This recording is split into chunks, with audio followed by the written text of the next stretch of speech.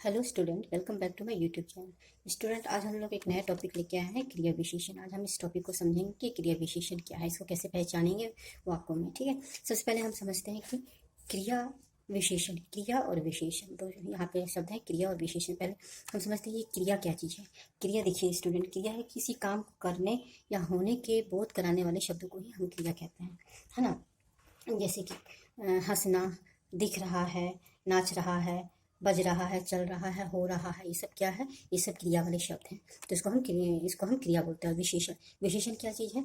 संज्ञा या सर्वनाम की विशेषता बताने वाले शब्दों को ही हम क्या कहते हैं? विशेषण कहते हैं। यानी कि उनकी क्या विशेषता है? काला है, गोरा है, बलवान है, कमजोर है, उसकी क्या विशेषता है, वो विशेषण हो गए। ठीक है, आप तो समझ गए होंगे क्रिया क्या है, विशेषण क्या है। अभी हम यहाँ पे मैंने कुछ शब्दों को लिखा हुआ है, जैसे कि रोजाना, ध्यानपूर्वक, और, धीमे धीमे, जल्दी जल्दी, आज, कल, इसीलिए, क्योंकि, ये शब्द, आदि शब्द, ये जितने भी मैंने शब्द लिखे हैं, इन शब्दों को आप ध्यान से देखेंगे। जैसे कि रोजाना, ध्यानपूर्वक, ये सारे शब्द जो हैं, इन शब्दों पर कोई भी लिंग का, वचन का या कारक का कोई भी प्रभाव नहीं पड़ता।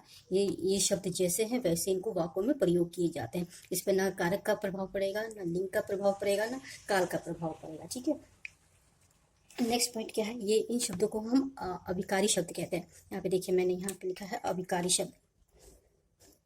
इन शब्दों को, ये सारे शब्द जो हैं, इनको अभिकारी शब्द कहते हैं। अभिकारी शब्द क्या होते हैं? जो कि किसी भी परिस्थिति में उसके रूप नहीं बदलते हैं, जैसे है वो वैसे ही प्रयोग किए जाते हैं। ठीक है, तो उन शब्दों को हम क्या बोलते हैं? अभिकारी शब्द। तो ये सारे शब्द जैसे रोजाना, ध्यानपूर्वक, धीमे धीमे, जल्दी जल्दी, आज, कल, क्योंकि, इसलिए, धीरे धीरे, ये सारे शब्द जो है वो कभी भी परिवर्तित नहीं होते, वो जैसे है वैसे ही वाक्य में प्रयोग किए जाते हैं। तो ये सारे शब्द ही हमारे क्रिया विशेषण के ही शब्द होते हैं मेन रूप में। ठीक है, अब हम इसकी परिभाषा को समझ लेते हैं कि क्रिया विशेषण की क्या परिभाषा है। वे अभिकारी शब्द जो क्रिया की विशेषता बतलाते हैं, उन्हें क्रिया विशेषण कहते हैं। अब यहाँ पे देखिए, वो अभिकारी शब्द, जैसे मैंने कहा कि अभिकारी शब्द वो होते हैं जिसमें जो किसी भी परिस्थिति में परिवर्तित नहीं होते हैं। ठीक है ना, जो क्रिया की विशेषता को बताते हैं, यानी कि क्रिया, मैंने आपको समझाया क्या होता है, क्रिया, उसकी विशेषता को बतलाने वाले शब्दों को ही क्रिया विशेषण कहते हैं। यानी कि क्रिया, यहाँ पे जो क्रिया है, क्रिया की विशेषता बताने वाले शब्दों को ही क्रिया विशेषण कहते हैं। समझ में आ गया होगा परिभाषा। अब इसको हम एक उदाहरण से समझेंगे। जैसे कि मैंने यहाँ पे एक उदाहरण लिखा है, ये लोग आपस में बहुत लड़ते हैं।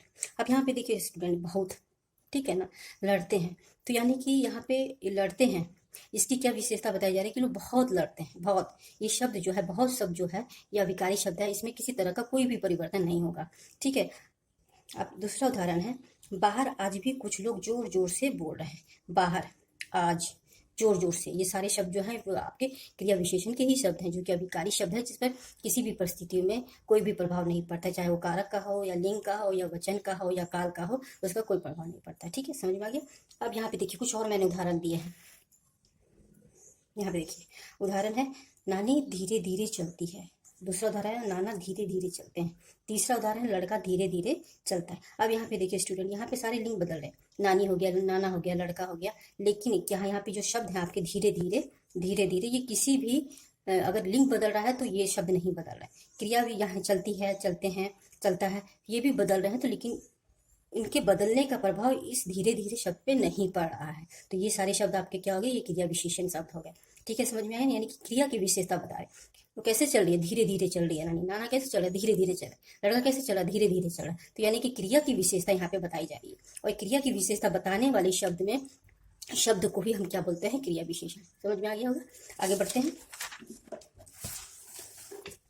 अब हम आते हैं इसकी भेद की ओर, क्रिया विशेषण के भेद। क्रिया विशेषण के देखिए स्टूडेंट, चार भेद होते हैं। एक रीतिवाचक क्रिया विशेषण, ठीक है, जिसको कि हम पहचानते हैं कि कैसे कैसे प्रश्न करेंगे जो हमको उत्तर मिलेगा। ठीक है ना, उसमें पहला है आपका रीतिवाचक क्रिया विशेषण, उसको पहचानने के लिए हमको कैसे शब्द का हम इस्तेमाल करते हैं। दूसरा है कालवाचक क्रिया विशेषण, अब इसको पहचानने के लिए हम कब शब्द का प्रयोग करते हैं, कब शब्द से ही हम उसको प्रश्न करते हैं। ठीक है, तीसरा है स्थानवाचक क्रिया विशेषण। स्थानवाचक क्रिया विशेषण, यहाँ पे क्या है, कहाँ, कहाँ शब्द से हम इसको पहचानते हैं, यानी कि कहाँ शब्द का हम प्रश्न करेंगे, जो उत्तर मिलेगा उसी से हमको समझ में आएगा कि ये कौन सा क्रिया विशेषण है। ठीक है, लास्ट है आपका परिमाणवाचक क्रिया विशेषण। अब ये चार भेद होते हैं, ठीक है ना, रीतिवाचक, कालवाचक, स्थानवाचक और परिमाणवाचक क्रिया विशेषण, ये चार प्रकार के भेद होते हैं। ठीक है, इसकी परिभाषा को समझाने से पहले मैं आपको कुछ शब्द बता देती हूँ, जैसे कि रीतिवाचक के, कालवाचक के, स्थानवाचक के और परिमाणवाचक के। इसमें कुछ ऐसे शब्द आते हैं उन शब्दों के माध्यम से ही हम पहचान सकते हैं कि ये कौन सा क्रिया विशेषण का कौन सा भेद है। वो सिर्फ उसी भेद में वो सारे शब्दों का इस्तेमाल किया जाता है। ठीक है, अब यहाँ पे है, पहला है आपका क्रिया विशेषण के कुछ शब्द हैं जो कि मैं भेद के अनुसार आपको बता रही हूँ। चलिए, पहला है आपका रीतिवाचक क्रिया विशेषण। रीतिवाचक क्रिया विशेषण में इसकी परिभाषा इसको समझाऊंगी मैं आपको बाद में। इसमें पहले जो शब्द आते हैं जिससे हम इस क्रिया विशेषण को पहचान सकते हैं, वो सारे शब्द क्या हैं?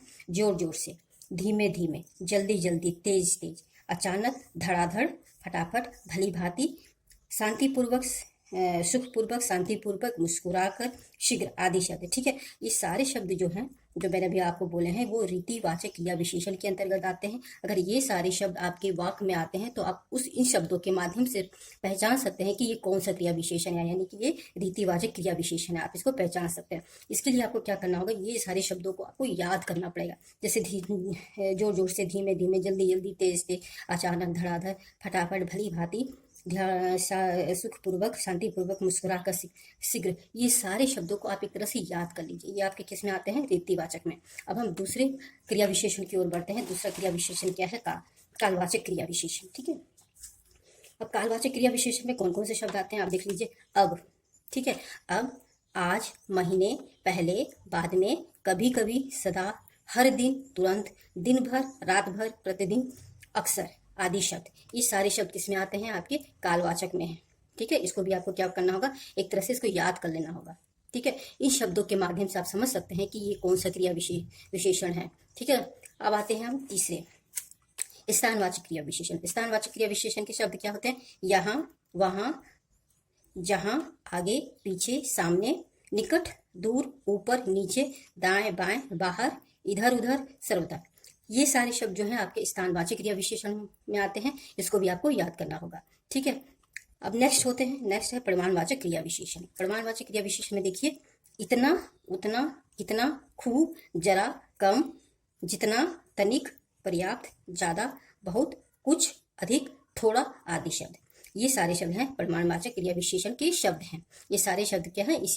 इसी तरह के क्रिया विशेषण, इनका जो भेद है, क्रिया विशेषण का जो भेद है, परिमाणवाचक क्रिया विशेषण में इन सारे शब्दों का इस्तेमाल किया जाता है। इन सारे शब्दों का वाक्य में इस्तेमाल होता है, जिससे कि हम पहचान सकते हैं कि ये परिमाणवाचक क्रिया विशेषण है या कालवाचक है या फिर स्थानवाचक है या फिर रीतिवाचक है। तो इन सारे शब्दों को स्टूडेंट क्या होगा? इसको थोड़ा सा आपको याद करना होगा।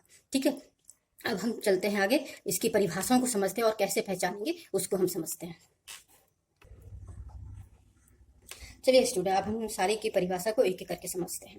अब पहला है आपका रीतिवाचक क्रिया विशेषण। रीतिवाचक क्रिया विशेषण में मैंने बताया था कैसे, ये कैसे शब्द का इस्तेमाल होता है, कैसे शब्द का प्रयोग करके हम जो प्रश्न करते हैं तो वो रीतिवाचक क्रिया विशेषण में ही कैसे शब्द आते हैं। ठीक है ना, इस भेद में ही हम कैसे शब्द का इस्तेमाल करेंगे। ठीक है ना, जिससे कि हम उसमें प्रश्न करेंगे कैसे शब्द से, जब उसका उत्तर मिलेगा तो वही हमारा क्या होगा? रीतिवाचक क्रिया विशेषण होगा। अब हम इसको समझते हैं कैसे।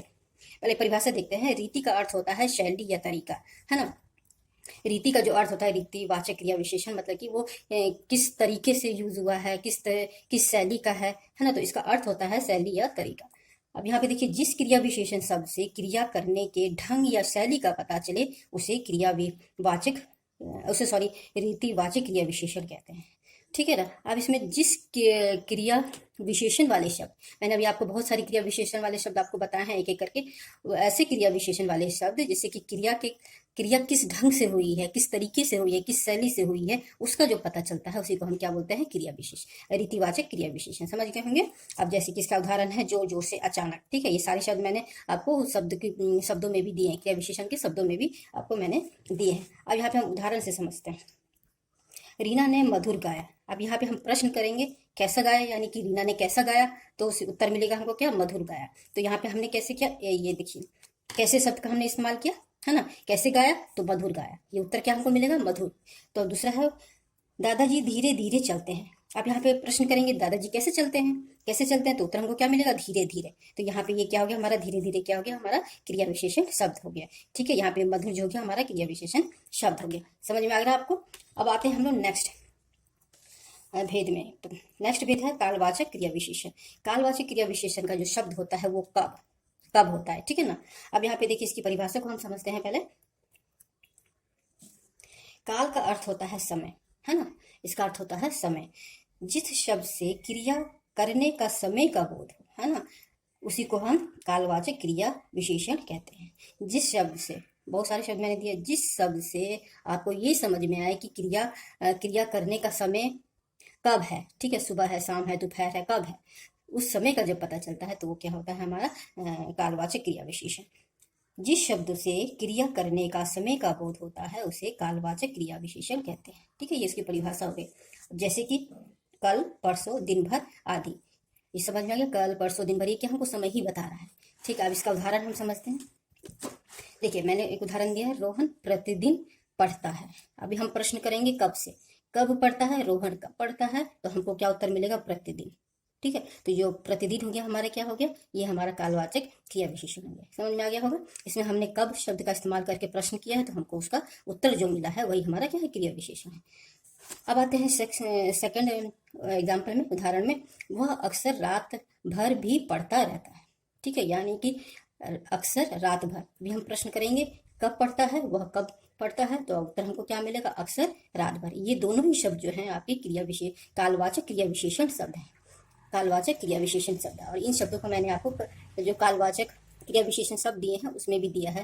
तो यानी कि इन शब्दों के माध्यम से आप पहचान सकते हैं कि ये कौन सा क्रिया विशेषण है, या फिर हम ये कब शब्द का इस्तेमाल करके, यानी कि इससे हम जब प्रश्न बनाएंगे उसका जो उत्तर मिलेगा वो वही हमारा क्या होगा, वो क्रिया विशेषण हो गया। समझ में आ गया होगा आपको उस शब्द को निकालने में, या फिर उस भेद को पहचानने में कि कौन सा भेद है ना, क्रिया विशेषण का ये कौन सा भेद है।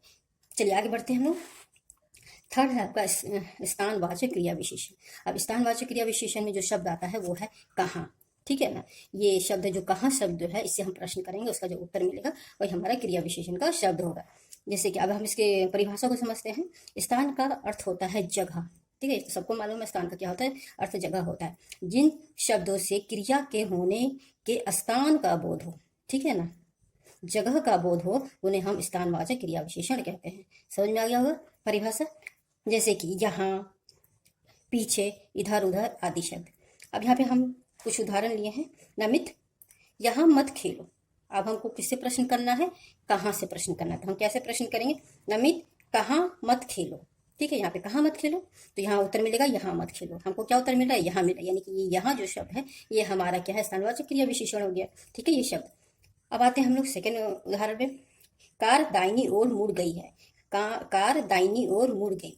अब यहाँ पे हम प्रश्न करेंगे कार कहाँ मुड़ गई, उत्तर हमको क्या मिलेगा, दाहिनी ओर, ठीक है। तो ये दाहिनी और दोनों आपके क्या है, क्रिया विशेषण के शब्द हैं, और ये स्थानवाचक क्रिया विशेषण में ही आते हैं। और ये सारे शब्द मैंने आपको क्रिया विशेषण वाले शब्दों में भी दिए हैं। तो कुछ शब्दों को आपको याद करना होगा, ठीक है। और पहचानने के लिए मैंने आपको शब्द दिया है कि कहाँ से इस शब्द से आप प्रश्न करेंगे, जो उत्तर मिलेगा वो आपके क्रिया विशेषण के शब्द हो जाएंगे, ठीक है। अब आते हैं हम लास्ट परिभाषा पे। देखिए स्टूडेंट, इस क्रिया विशेषण की लास्ट भेद है परिमाणवाचक क्रिया विशेषण। अब देखिए, इसमें जो शब्द होता है वो है कितना, ठीक है। इसका जो शब्द होता है वो होता है कितना, ठीक है। प्रमाण का अर्थ होता है मात्रा। हमको मालूम है कि प्रमाण का अर्थ क्या होता है, मात्रा होता है, यानी कितना ज्यादा है, कम है, क्या है, ठीक है। यानी कि कितनी मात्रा में है, इसका क्या अर्थ होता है, मात्रा। अब परिभाषा क्या होगा, जिस शब्द से क्रिया के होने की मात्रा या परिमाण का बोध हो उसे प्रमाणवाचक क्रिया विशेषण कहते हैं। जिस शब्द से उसकी मात्रा का बोध हो, ठीक है ना, कम है, ज्यादा है, बेसी है, क्या है, उस मात्रा का जब बोध होता है तो वो क्या होता है, प्रमाणवाचक क्रिया विशेषण, ठीक है। अब इसका जैसे हम देखते हैं, खूब, ज्यादा, बहुत, ये सारे शब्द हैं। इसके अलावा भी मैंने आपको शब्द दिए हैं, ठीक है। अब इसके हम उदाहरण को समझते हैं। देखिए, दावत में कुछ लोग खूब खाते हैं। अभी हम यहाँ पे प्रश्न करेंगे किससे, कितना से, ठीक है। तो दावत में कुछ लोग कितना खाते हैं, कितना खाते हैं, हमने प्रश्न किया, हमको उत्तर क्या मिला, खूब खाते हैं। तो ये खूब शब्द क्या हो गया, आपका प्रमाणवाचक क्रिया विशेषण हो गया, ठीक है। समझ में आ रहा है ना। अब आते हैं दूसरा उदाहरण मैंने लिया, गजाला बहुत कम बोलती है। अब हमने प्रश्न किया गजाला कितना बोलती है, यहाँ पे हमने किससे किया, कितना से हमने प्रश्न किया, कितना बोलती है, तो उत्तर हमको क्या मिला, बहुत कम। तो ये जो बहुत और कम जो है ये दोनों ही के क्रिया विशेषण के ही शब्द हैं, यानी कि परिमाणवाचक क्रिया विशेषण के ही शब्द हैं। अब आपको समझ में आ गया होगा, परिभाषा समझ में आ गई होगी।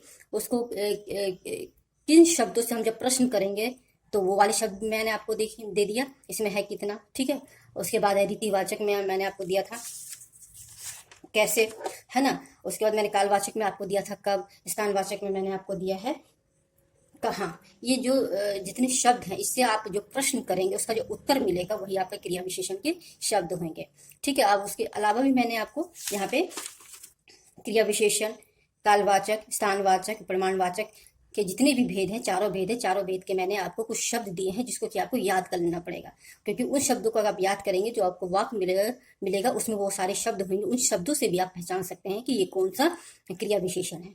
तो मुझे लगता है कि आपको ये क्रिया विशेषण समझ में आ गया होगा टॉपिक।